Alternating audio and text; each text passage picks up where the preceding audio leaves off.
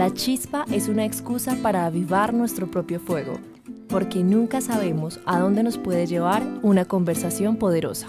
Todavía escuchamos el término asilo, ¿cierto? El asilo de los viejitos, pero digamos que ya con la normatividad los términos han ido cambiando. Con el término, digamos, de los modelos de atención, podemos encontrar los CBA, que es el Centro de Bienestar al Anciano, ¿cierto? Que hoy se llaman CPSAN, Centro de Protección Social al Adulto Mayor, el cuidado, digamos en este caso institucionalizado 24/7, ¿cierto? O sea, todo el tiempo. También encontramos comúnmente que la gente pues lo nombra hogares geriátricos. Entonces digamos que estos hogares geriátricos van muy enfocados ya a temas muy de cuidado en salud. En la modalidad de centro día o centro vida, digamos que encontramos entonces unos lugares o espacios donde se brinda atención solamente diurna, todo lo que tiene que ver con la atención profesional a la persona, con unas actividades de recreación, de entretenimiento, pero a la vez también con unas actividades de cuidado para personas que requieren, digamos, asistencia diurna, pero que sea por decisión de la persona o de la familia, no quiere ir a un hogar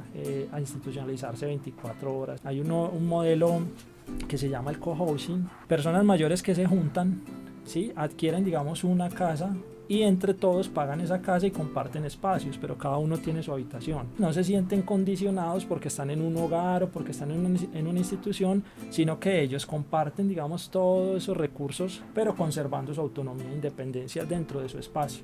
Hola a todos, ¿cómo están? Bienvenidos a otro episodio de La Chispa Podcast. Nuevamente súper feliz de llevarles a ustedes toda esta información que tenemos, que vamos construyendo con muchísimo amor.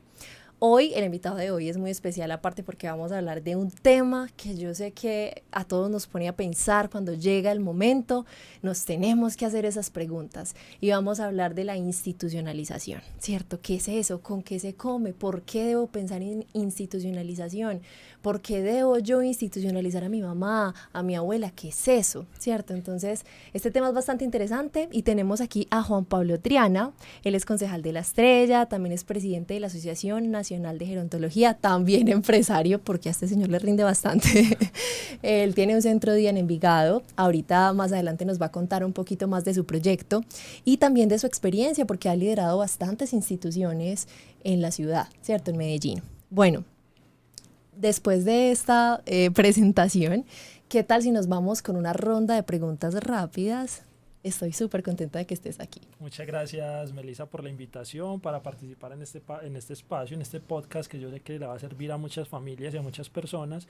Y de nuevo, pues maravilloso pues este espacio realmente porque es importante, ¿cierto? Conocer sobre este tema de la institucionalización, que a veces es un mito, ¿cierto? Y pensamos que todo es negativo, pero bueno, vamos a conversar de eso durante todo este transcurso del podcast. Y me parece muy interesante eso que dices ahí, el tema de que, ay, ¿será que es negativo o no? Y me lleva a la primera pregunta de esta ronda rápida. ¿Crees que en la vejez se puede vivir bueno? Sabroso, se puede vivir muy rico. Sí creo. Excelente. ¿Puede uno tener metas y planes en la vejez? Claro, se tiene un proyecto de vida y hoy hablamos de longevidad con propósito.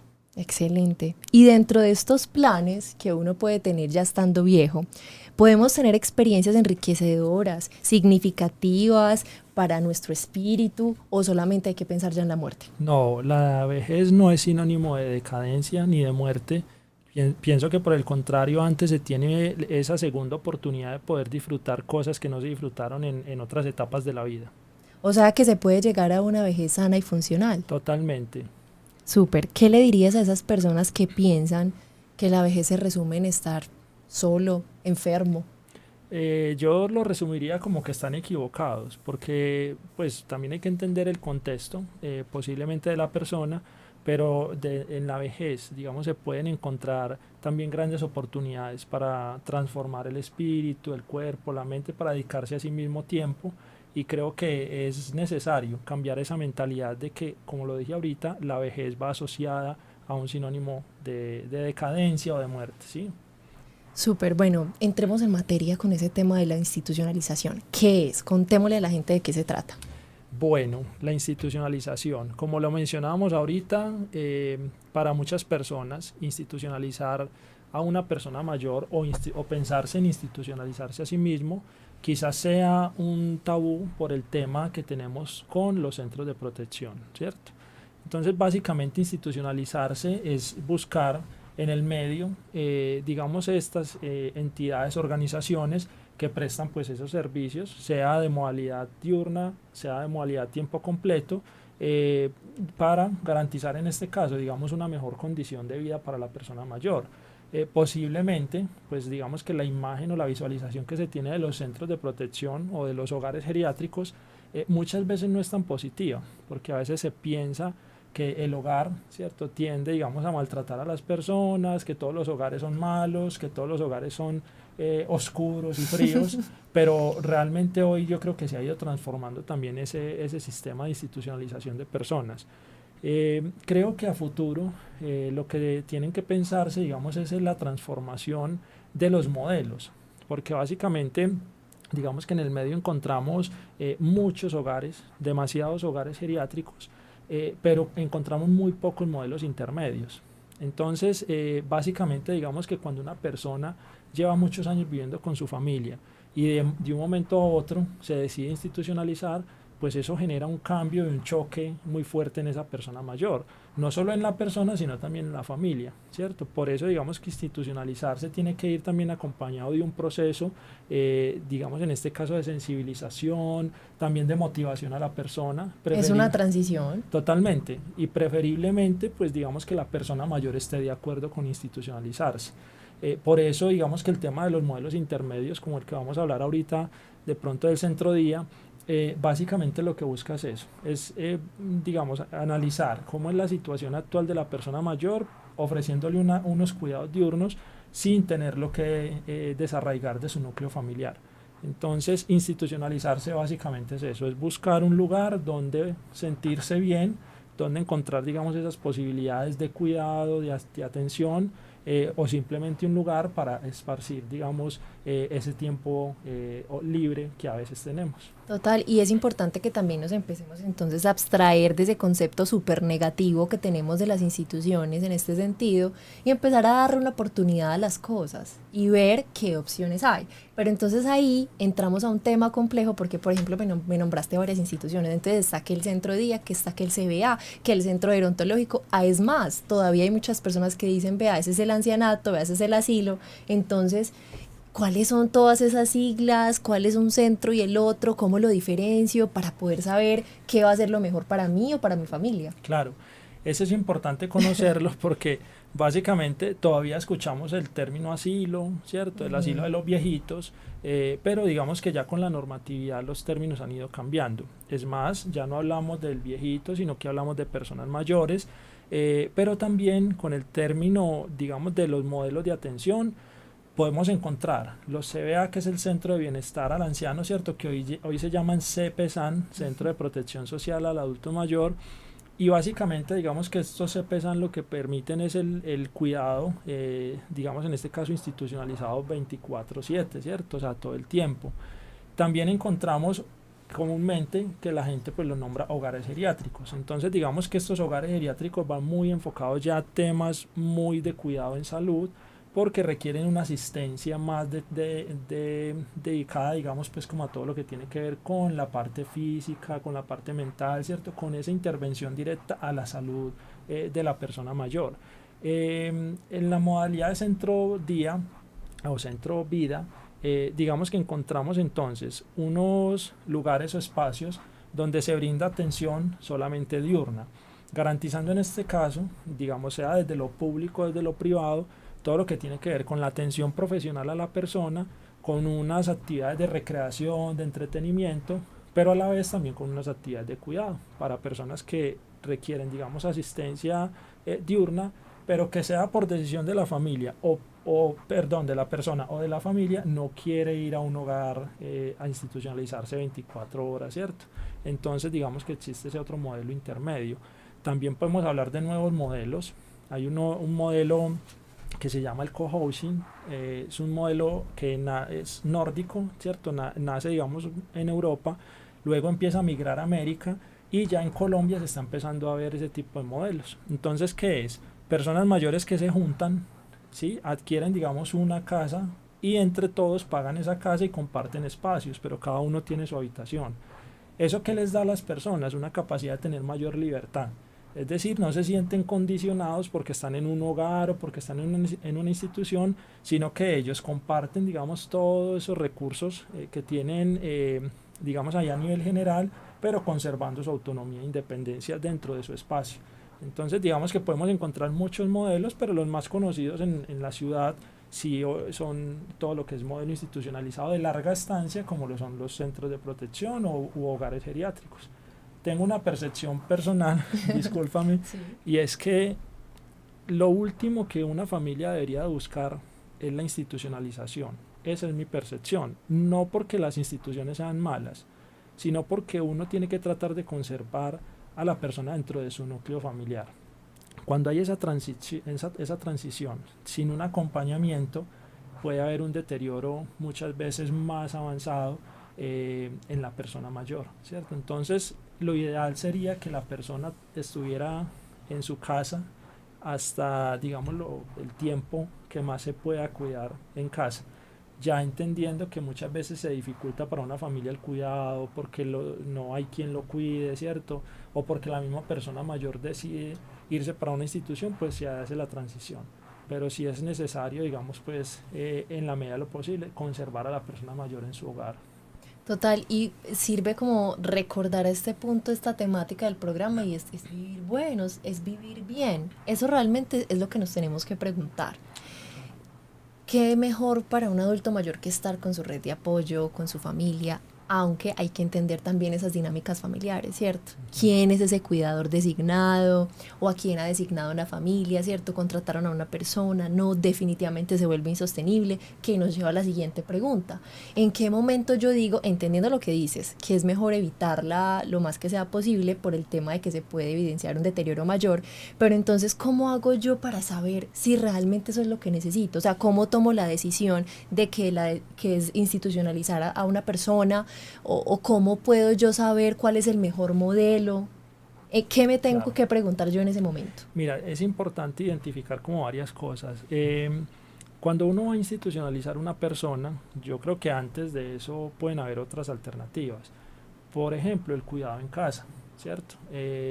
Ya lo que tenemos que identificar es que muchas veces estos servicios pues tienen unos costos, entonces muchas familias no tienen con qué pagar y indudablemente muchas personas no son cuidadores o digamos no tienen la capacidad de cuidar a otra persona. Yo creo que la institucionalización se hace necesaria cuando definitivamente no hay posibilidad de garantizar un buen cuidado en casa, ¿cierto? Digamos en todo lo que tiene que ver con la alimentación, con la higiene y cuidado personal de la persona mayor, con todo lo que tiene que ver con la salud física y mental, el acompañamiento a citas médicas, que a veces se va volviendo tan complejo. Entonces, 8 de cada 10 personas que cuidan son mujeres, ¿cierto? Entonces son mujeres que se dedican muchos años al cuidado y también empiezan a tener un desgaste y muchas veces quienes cuidan a las personas mayores son otras personas mayores que también tienen una enfermedad o que también tienen algunas, digamos, consecuencias del mismo cuidado y en este caso pues a veces se hace necesario buscar una ayuda adicional. Dentro de esas ayudas puede estar la institucionalización, pero como lo mencionaba ahorita, sería el último paso, o sea, no sería el primero, ¿no? Llevemos a mi mamá ya para un hogar o a mi papá. Yo creo que es buscar alternativas en el medio y en caso pues ya de no encontrar posibilidades, pues sí funcionaría, digamos, el tema de la institucionalización. Vuelvo y digo, en la medida de lo posible, ojalá la persona mayor siempre estuviera de acuerdo, pero a veces llevar a una persona en contra de su voluntad, eso puede ser muy contraproducente para la misma persona mayor, porque afecta, digamos, su estado emocional y su salud física y mental. Claro, está esta carga de decir, ay no, es que yo soy una carga, o sea, ya aquí estoy estorbando. Y muchas veces él es el abuelo o la abuela que compró la casa, ¿cierto? Así es. El abuelo o la abuela que cuidó a toda la familia que estaba ahí. Entonces es muy complejo y me parece interesante tocar ahí un punto en cuanto a las dinámicas familiares, porque decías, es que normalmente las cuidadoras son mujeres, ¿cierto? Y adicional, muchas de ellas ya están también, ya son adultas mayores, que también empiezan a tener dolencias, consecuencias también del mismo cuidado.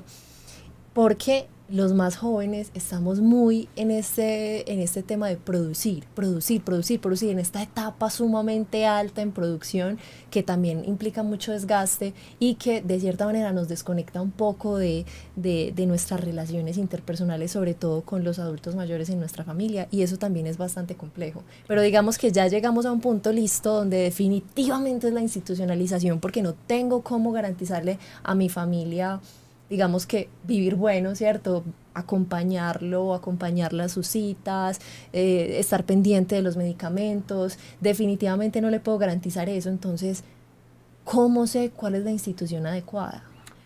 Claro, digamos que ahí juegan varios puntos. Uno, la salud de la persona mayor, es decir, como podemos encontrar centros gerontológicos que digamos tienen una atención más básica, no tan orientada hacia la salud, podemos encontrar también hogares geriátricos que sí van más enfocados, digamos, a esa atención directa, pues, a la salud de la persona. Entonces, lo primero es entender cuál es la necesidad puntual que tiene la persona mayor, en qué condición está, qué enfermedades tiene, ¿cierto? Qué patologías tiene y cómo es el cuidado que tiene que tener esa persona. De eso depende entonces el tipo de institución. En la ciudad encontramos muchos hogares y encontramos hogares que te pueden cobrar desde 500.000 pesos hasta los que te cobran 8 o 9 millones de pesos, ¿cierto? Entonces a mí me llaman mucho a preguntarme eso que tú me acabas de preguntar. No conoce un hogar para que me recomiende. Entonces yo le pregunto a la gente, bueno, ¿qué capacidad de pago tienes? No, tenemos de 500 a 1 millón.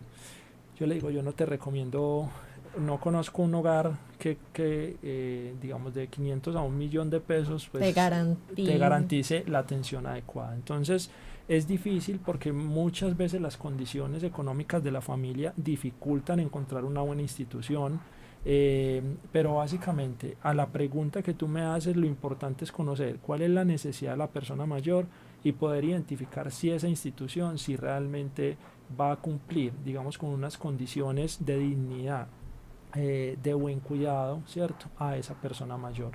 Eso es indiscutible, o sea, es verificar, digamos, por cuenta de la misma familia, si va a cumplir con esas condiciones.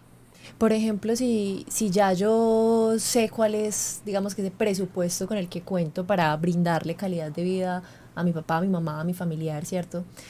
Cuando yo entro a esa institución, ¿cierto? La recomendada, la que puedo pagar, y la conozco, ¿en qué me debo fijar? Pues en cuanto a esos aspectos arquitectónicos, o sea, como que yo diga, esto sí está inclusivo, aquí sí mi papá, mi abuelo, mi abuela se va a sentir bien, se va a sentir como que también pueda decir, bueno, qué tipo de profesionales hay aquí y que con base a esa información sepa tener un juicio, sí, ay, definitivamente sí es la institución, porque muchas veces, como no conocemos estas cosas y entramos es muchas veces así que porque nos tocó, ya no sabemos, por la última, no nos capacitamos al respecto lo suficiente. Y ahorita hay un tema que hay muchos centros, ¿cierto? Abriendo, muchos hogares abriendo, que no cumplen estas condiciones. He escuchado que han cerrado incluso bastantes por ese mismo tema. Entonces, qué bacano que les demos también esas herramientas puntuales para que una vez entren a una institución a la que hayan decidido internar pues como a su familiar, sepan identificar de primera mano si realmente esa institución va a estar acorde a lo que ofrece o no. Mira, lo primero, más que la parte física, que es importante, yo creo que lo primero que se tiene que identificar es el trato humano, ¿cierto? Tanto como atienden, digamos, a la persona mayor cuando ingresa con su familia, cuando va, digamos, a conocer el espacio, conocer quiénes son las personas que están a cargo del centro, eso es necesario, ¿cierto? Cómo es, digamos, el relacionamiento de esa persona con la familia, porque también de ahí parte, digamos, cómo es el mismo trato de esas personas una vez no esté la familia con las personas mayores. Identificar cuáles son las condiciones en que están los otros adultos, es decir, muy visualmente, sí. ¿cierto? ¿Cómo se encuentran los otros? Pues si yo veo una institución donde los adultos se evidencian en deterioro o no les hacen actividades, ¿cierto? Son adultos que están todo el tiempo calmados, ¿cierto? En un estado a veces de dejadez, ¿cierto? Como física. Entonces, pues uno también puede ir visualizando eso. En temas de infraestructura es muy importante. ¿Por qué? En Medellín particularmente, el año pasado creo que salió un informe de la personería donde hablaban de todos los centros de protección que se habían cerrado en la ciudad. ¿Por qué? Por no cumplir las normas técnicas. Entonces, digamos que para todos los centros de protección o modelos de institucionalización, el gobierno nacional, el departamental y municipal tienen una normatividad que estas instituciones deben de cumplir. Si uno quisiera fijarse, bueno, si este hogar está habilitado o no, pues digamos que ellos deben de tener un sello de habilitación por parte como de el registro. sí, de la Secretaría de Salud, que es el que indica si el hogar cumple o no cumple, pues como para estar funcionando. Pero adicional a eso, digamos que desde la parte visual, pues las personas no van a conocer toda la norma y no dicen, no, es que sí cumple con las rampas que tienen que tener en Aquí tengo mi inclinación, checklist. ¿cierto? No, o sea, tampoco hasta allá, pero sí por lo menos visualmente identificar si el hogar tiene pasamanos, si tiene rampas, si los baños son asequibles para las personas con silla de ruedas, cómo es el tema de las habitaciones, los espacios entre las camas, si no hay hacinamiento, ¿cierto? Si hay un lugar adecuado para guardar, digamos, las pertenencias de la persona mayor, si hay unas zonas comunes que le permitan a la persona disfrutar el día a día, porque si no se va volviendo rutinario. Entonces ahí vamos encontrando muchas instituciones donde tú llegas o pasas y ves adultos sentaditos todos en sillas de ruedas, con sus cabezas agachadas y en una pasividad total, ¿cierto? Entonces también hay que pensarse en eso, pero para mí lo principal es el trato humano desde el momento que yo llego a la institución, ¿cierto? Cómo tratan no solamente al que está llegando, sino a las personas que ya están allá institucionalizadas. Uno tiene que ser muy visual con ese tipo de cosas. Ahí sabes, en ese punto yo creo mucho en ese tema intuitivo. Yo cómo me siento en este espacio, yo cómo identifico la armonía del espacio, cómo se ven esas personas que habitan ahí, que me lleva a esta pregunta y es, bueno, adaptarse para el adulto no es fácil. Claro, por todo lo que nos comentabas ahorita, es toda una vida de estar viviendo en un espacio, de tener mi habitación, de tener mis cosas en el lugar exacto donde las quiero tener y de repente tengo que hacer toda esta transición, mínimamente necesito un hogar cálido, pues que me reciba, con personas que me traten humanamente. ¿Cómo es normalmente ese tipo de transiciones para el adulto? Porque nos imaginamos que pueden ser bastante drásticas, pero ¿cómo hace un centro como para ir poco a poco ayudándole a pasar de A a B? Mira, ahí hay un tema, y vuelvo y lo resalto, y es humanizar el servicio, ¿cierto? Cuando hablamos de humanización, hablamos de ponerse en los zapatos de la otra persona. Para una persona que entra a un hogar, digamos que las consecuencias pueden ser muy positivas o muy negativas desde el inicio o desde su ingreso, ¿cierto? A ver, aquí hay una gran diferencia, quizás entre los modelos públicos y los modelos privados. Yo no voy a hablar mal de ninguno, ¿cierto? Pero digamos que en el modelo público, digamos en todos los que conozco, de varios municipios, básicamente cómo funciona el sistema. Se murió una persona mayor y está llegando la otra. Y ya llegó a ocupar la otra. Lo voy a decir así. Así suene duro. No deja ni enfriar la cama. Ay, sí. Literal, ¿cierto? Se muere porque yo necesito ocupar el cupo. O sea, tengo una lista de personas detrás que están esperando ingresar. Entonces, inmediatamente ingresa la otra persona, se le asigna su espacio, digamos pues que se le hace un recorrido, hay un tema pues como de humanización ahí, pero básicamente entraste, así de una, ¿cierto? De pronto en el modelo privado se da una cosa distinta. Y es que como, digamos, la persona es la que, o la familia es la que va buscando, digamos, ese servicio, puede, digamos, identificar esas necesidades que tiene la persona mayor y lograr hacer una transición un poco más tranquila. ¿A qué me refiero? Hoy hay instituciones que ya no te ofrecen, por ejemplo, las habitaciones ya dotadas, sino que ofrecen el espacio para que la persona mayor llegue con sus pertenencias, ¿cierto? Entonces te ofrecen la habitación y simplemente vos llegas con tu cama, con tu cuadro que te gusta, el del corazón de Jesús o el que quiera. Muy popular esa. Sí, claro. Llegas con tu nochero, ¿cierto? Con tu mueble, tu televisor. Y la persona que va a sentir, se va a sentir a gusto porque digamos que su entorno no va a cambiar tanto en comparación al que llega a una habitación que ya está dotada con una cama a la que no está acostumbrado, a un colchón al que no está acostumbrado y a un nochero que no era su closet que tenía en su casa, ¿cierto? Y sin el corazón de Jesús, que hágame el favor. Así es. Entonces, digamos que ahí está como la diferencia, que podríamos ubicarla en los modelos públicos y privados.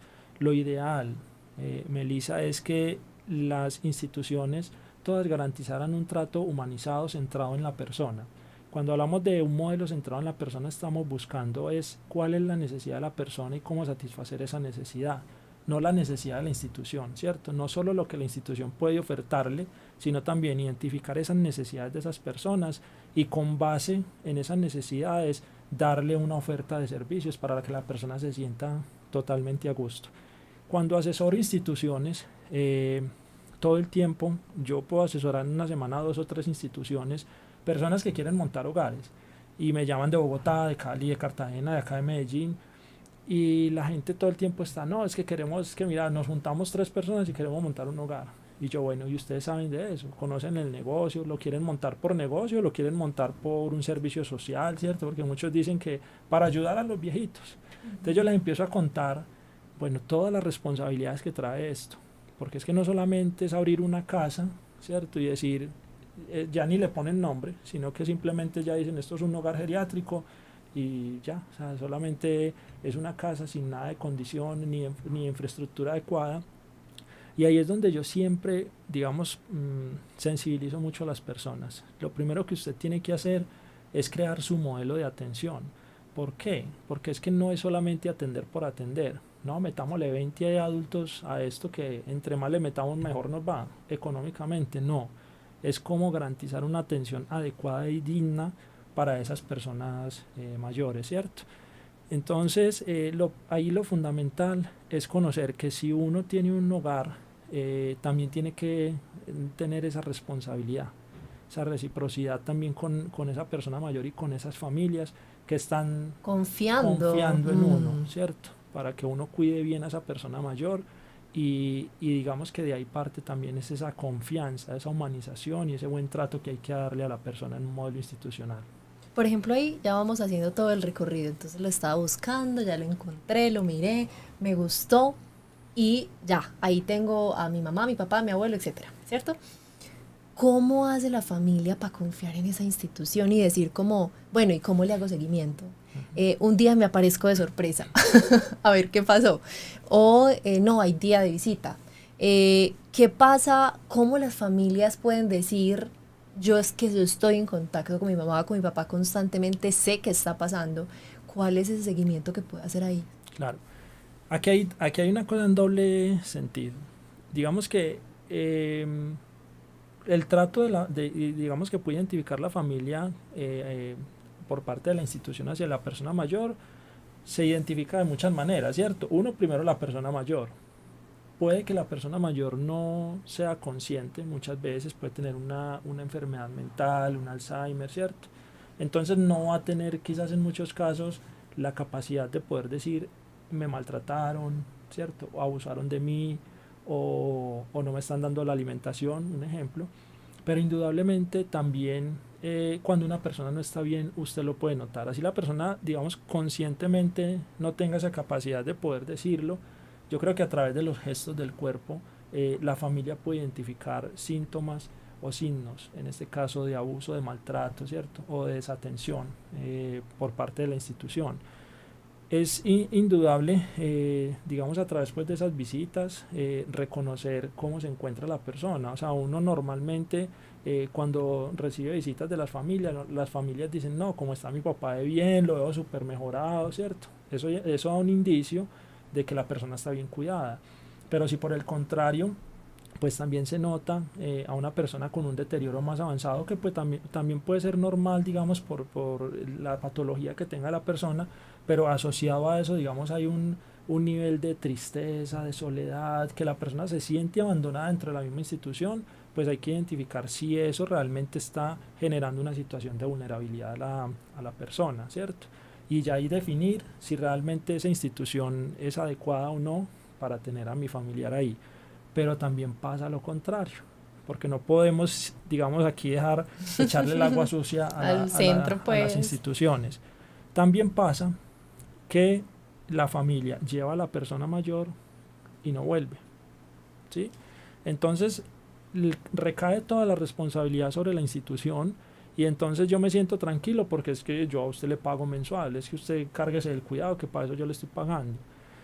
Ahí hay un tema también de abandono, ¿cierto? Porque la familia tiene la responsabilidad de acompañar a esa persona mayor durante su institucionalización. Ayer tenía la oportunidad de hablar con alguien, con 5 personas que quieren montar una institución y uno de ellos vive en Estados Unidos y trabaja en el sistema de salud allá y me contaba como la experiencia y él me decía, mira, acá en Estados Unidos muchas veces las personas traen los adultos a los centros y los dejan solos y él me decía, imagínate que yo llego allá y las señoras me saludan, hijo, casi que no vuelves, hace 4 años sin verte, o sea, y él me decía, yo me quedo sorprendido porque realmente pueden pasar años y los hijos no van y visitan a sus familiares y no estamos lejos de ese contexto, eso pasa acá, eso pasa en nuestro modelo institucional porque a veces las familias, de pronto también por la historia de vida que tienen con la persona mayor, la abandonan. No, pues es que él fue muy maltratador con nosotros, entonces ya pues suerte. ya a mí no me importa, ¿cierto? Pero antes le estoy pagando, que eso pasa.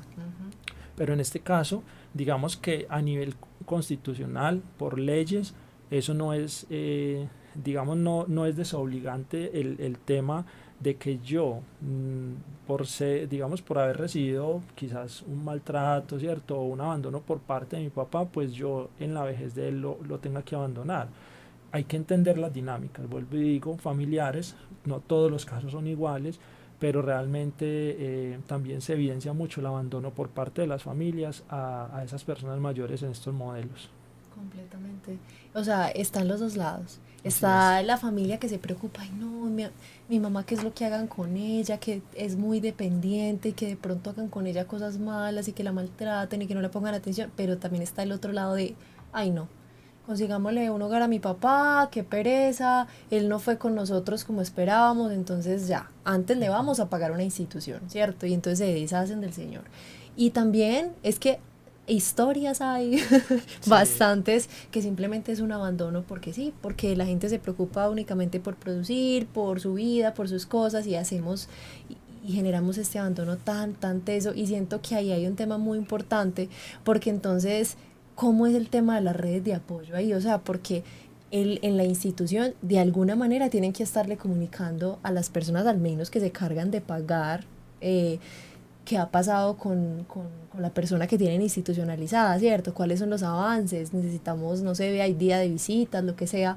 ¿Cómo hace la institución si es que tiene responsabilidades ahí puntualmente para que la red de apoyo se mantenga? Porque como ya está en otro lugar, puede como crearse una barrera invisible, pero ahí está, no, pues es que ya está ya ellos resuelven. ¿Cómo hace que se siga manteniendo esa conexión? ¿Qué estrategias implementan?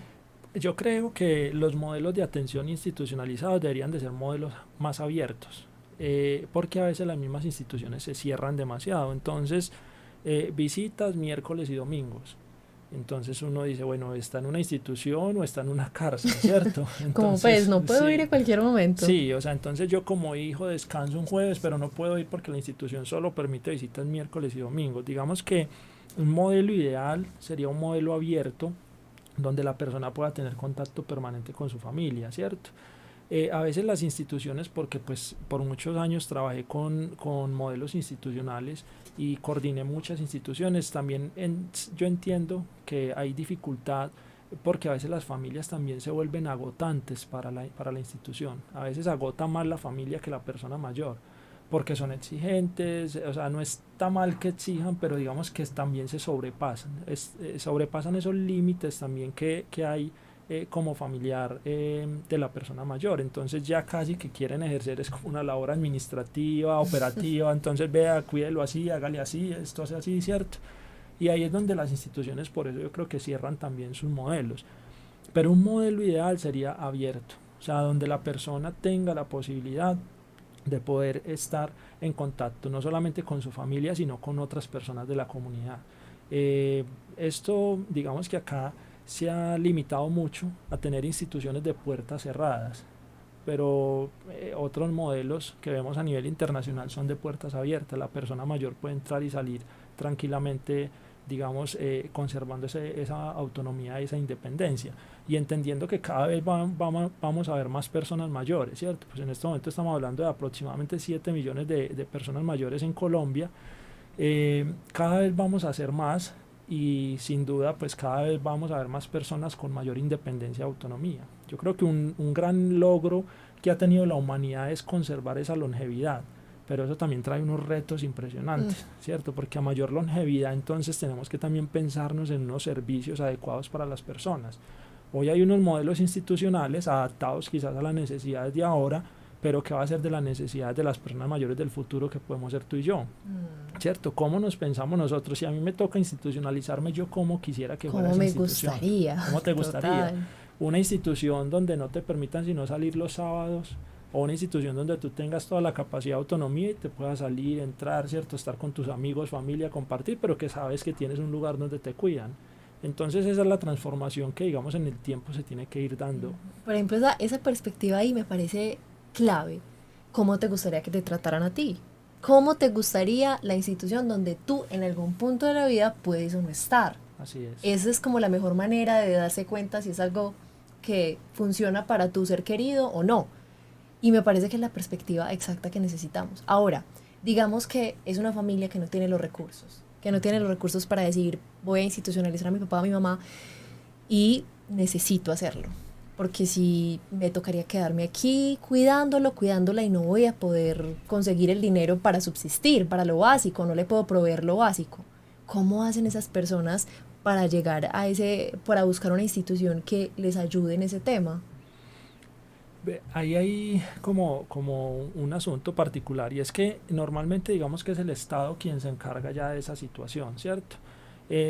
Digamos que la Constitución Política nos habla de quien debe encargarse, digamos en su artículo 45, de quien debe encargarse del cuidado de la familia, la sociedad y el Estado, ¿cierto? Poniendo al Estado, digamos, en esa última instancia, porque es que el Estado no podría responsabilizarse de todas las personas mayores que estén en una situación de riesgo.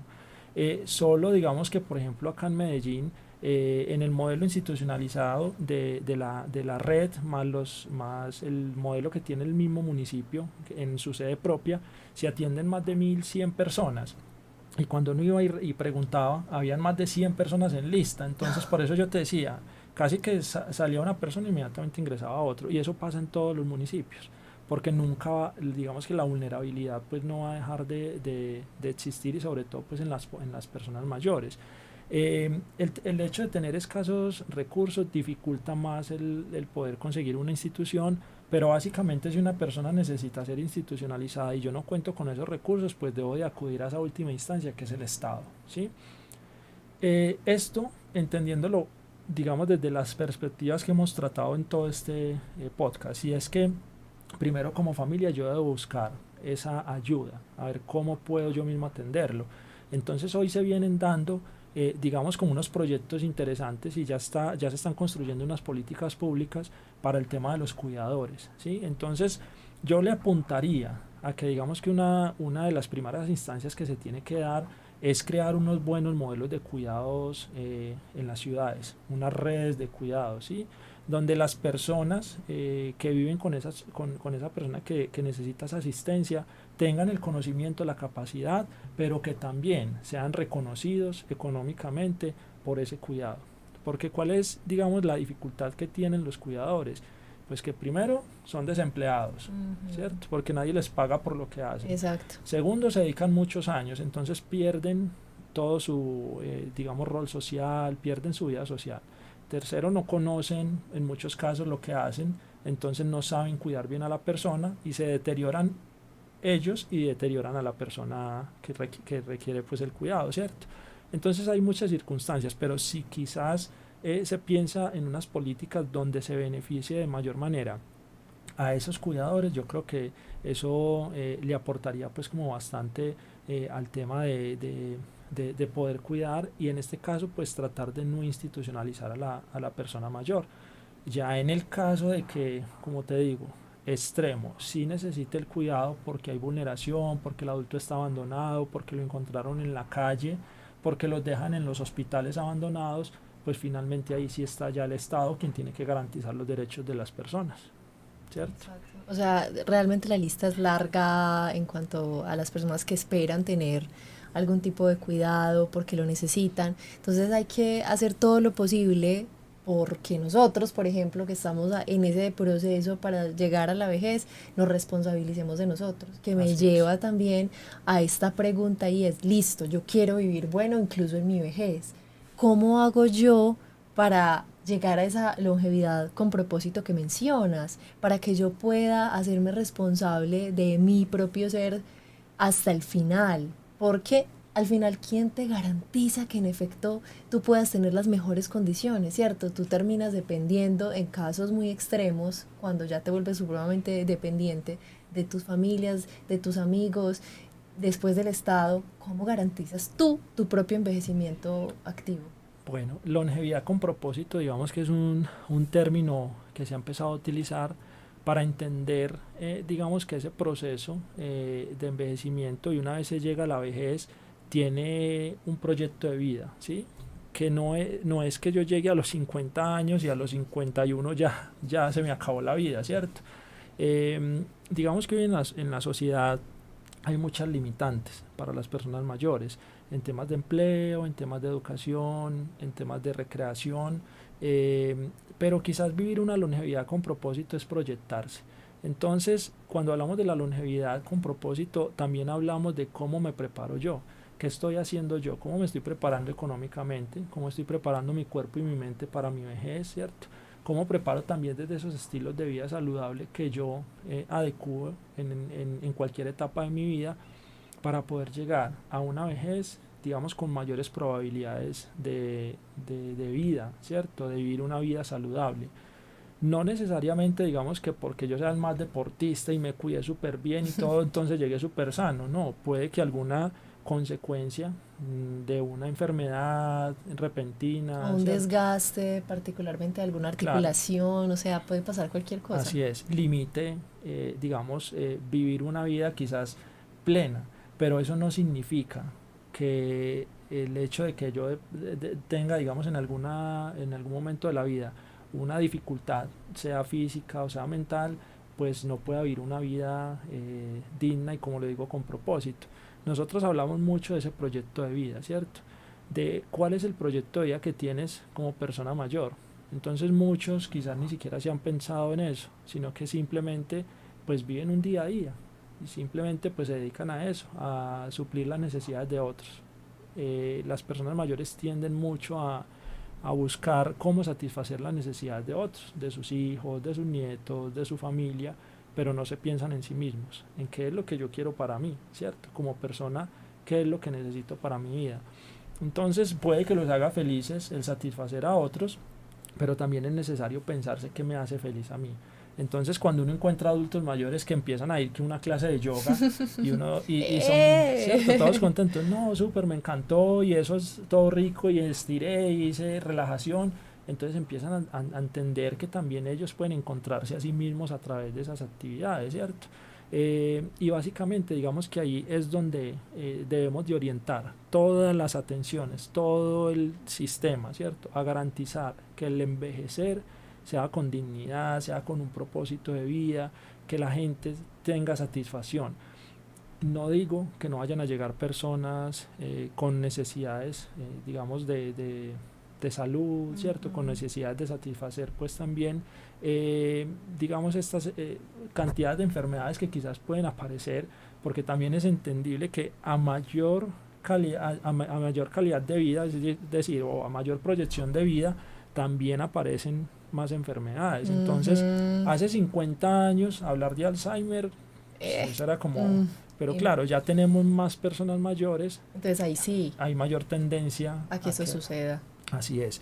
Entonces también, ¿qué va a pasar? A medida que vamos teniendo más personas mayores, posiblemente van a ir apareciendo nuevas enfermedades que no se tienen identificadas o las que ya se tienen identificadas se van a ir multiplicando, ¿cierto? Mm. Entonces también cómo pensarnos en esas estrategias de atención para esa población. Y me parece muy, muy interesante esta parte, porque si nos ponemos a ver, nosotros empezamos a hablar de envejecimiento y de vejez cuando ya estamos casi que llegando a la tercera etapa, ¿cierto? Sí. A la vejez. Ahí nos empezamos a plantear el envejecimiento. Cuando nosotros envejecemos, pues, desde el momento cero, estamos creciendo, envejeciendo, y resulta, ahora por todos estos temas de longevidad que estamos viviendo muchísimos años, resulta que esa disque tercera etapa va a ser la más larga de todas, y es en la que menos estamos pensando. Y entonces no somos completamente conscientes de que seguimos siendo seres envejecientes por más 20 o 30 años que tengas. Y entonces, desde esa perspectiva es donde las etapas se vuelven como barreras.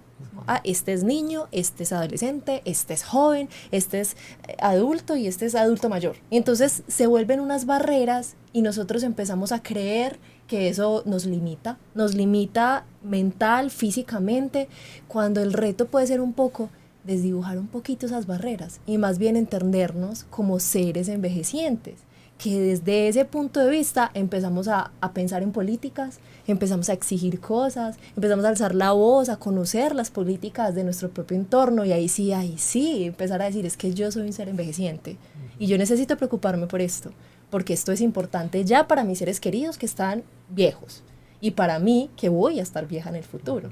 Y también entramos a ver, bueno, listo, vamos a estar viejos en el futuro y está el tema de la inversión de la pirámide poblacional. Entonces ahorita hay muchos jóvenes, nunca se va a volver a ver en la historia, pero vamos a estar todos viejos después por las dinámicas familiares que también están cambiando. Y entonces ahí qué, ya vamos a estar todos viejos, sí. ¿A quién nos cuida? Entonces ahí eso se vuelve también bastante complejo y me lleva también a la siguiente pregunta, porque entonces ¿quién nos cuida? Todos estamos viejos, es una sociedad que está envejeciendo junta, ahorita lo vemos aparentemente muy lejos, pero está muy cerca y el tiempo es relativo. Entonces, ¿qué va a pasar en ese futuro? Ahorita me hablabas de un modelo nórdico. Vamos a hacer enormes comunidades que nos cuidemos entre todos, nos vamos a inventar ciudadelas del cuidado, vamos a vivir de una manera distinta. ¿Qué va a pasar en ese momento en el que nos empecemos a responsabilizar y ya estemos también dentro de esa misma vejez empezando a entender todos esos fenómenos? Así es. Pues es que hoy digamos que la tendencia en muchos países europeos, ¿cierto?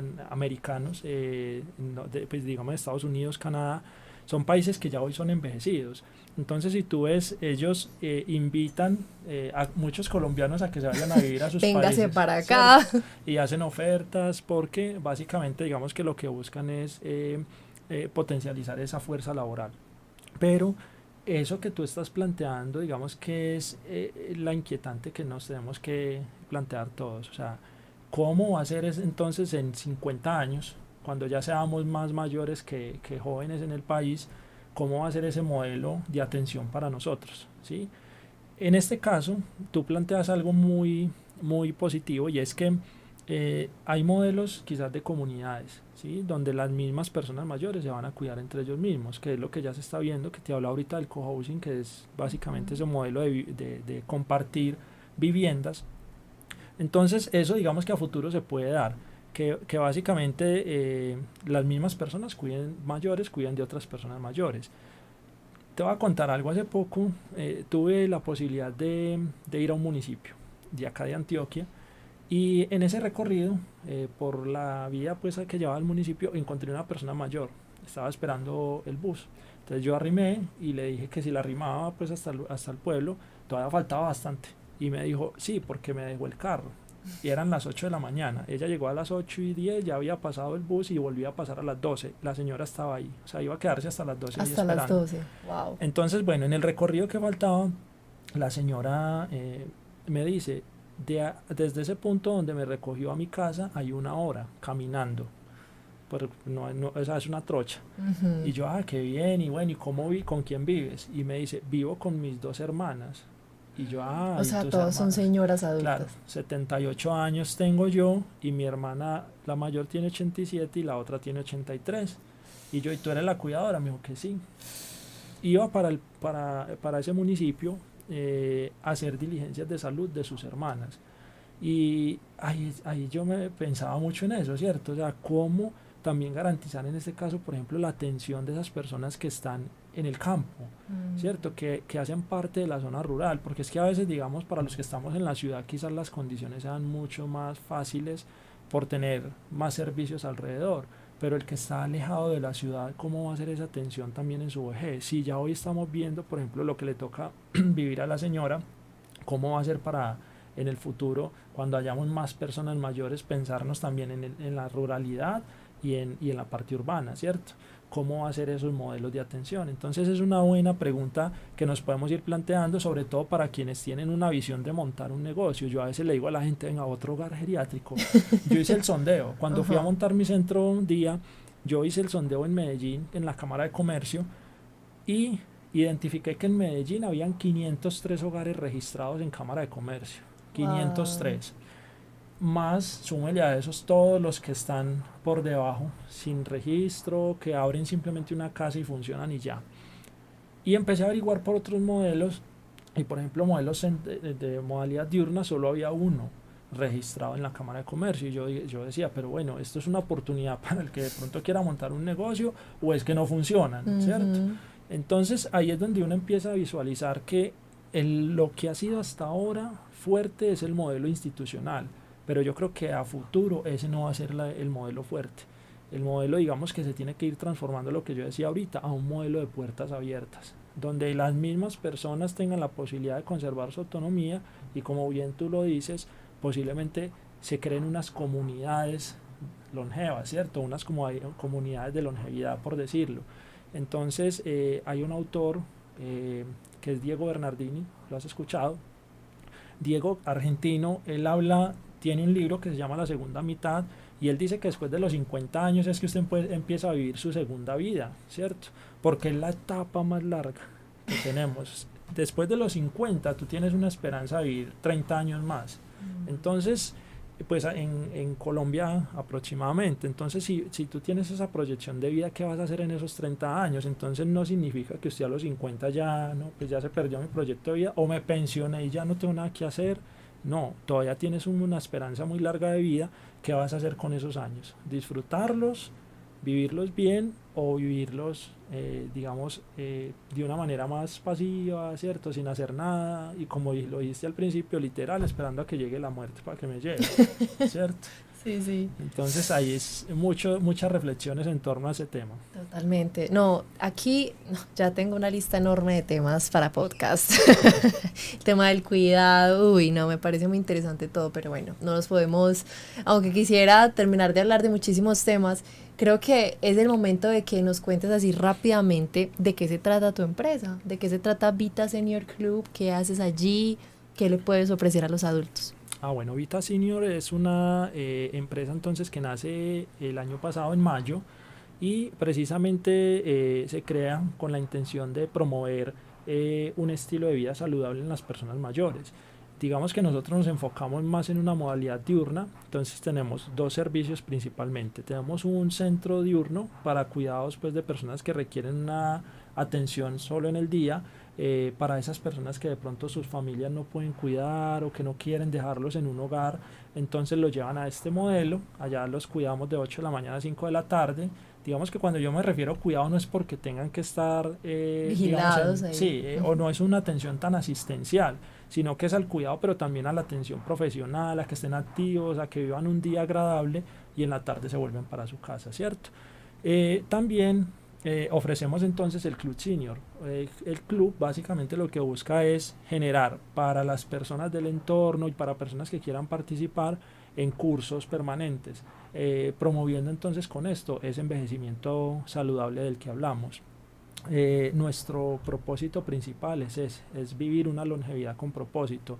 Es que las personas que lleguen a nuestro centro encuentren una modalidad distinta, y básicamente el objetivo nuestro nace con la intención de ir cambiando un poco esa mentalidad que tenemos sobre el modelo institucional.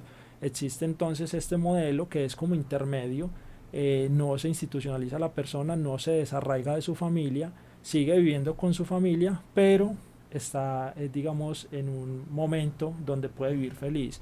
Y esto suple una necesidad bien grande, y es el tema de la soledad en las personas, es el tema de la vulnerabilidad. Y aquí te voy a explicar una última, pues una cosa, y es que normalmente entendemos que la vulnerabilidad es la persona que no tiene los recursos, ¿no? El que uno dice, no, que pobrecito, ¿cierto? Es que el viejito que no tiene nada. Resulta de que también hay personas que teniendo muchos recursos sí son vulnerables porque no tienen compañía, ¿cierto? Entonces la vulnerabilidad también yo la asocio con ese tema emocional. Entonces una persona que está todo el día sola en su casa, no tiene nada que hacer, no encuentras un espacio cercano, digamos, donde encontrar diversión o esparcimiento, pues finalmente es una persona adecuada para ese modelo nuestro. Es totalmente independiente y autónoma, pero está sola todo el día. Entonces, Vita Senior se encarga de esos dos, en esas dos modalidades de atender pues a esta población. Estamos ubicados en el municipio de Envigado. Allá tenemos una casa grande, pero también prestamos servicios domiciliarios en todo lo que tiene que ver con la atención profesional, con la atención también de cuidados, para reemplazar también a esos cuidadores que quieren descansar, que de pronto se sienten agotados. Nosotros también prestamos ese servicio domiciliario, pero nuestros servicios principales se prestan en nuestra sede. Entiendo. Ese modelo está bastante interesante para que lo exploremos.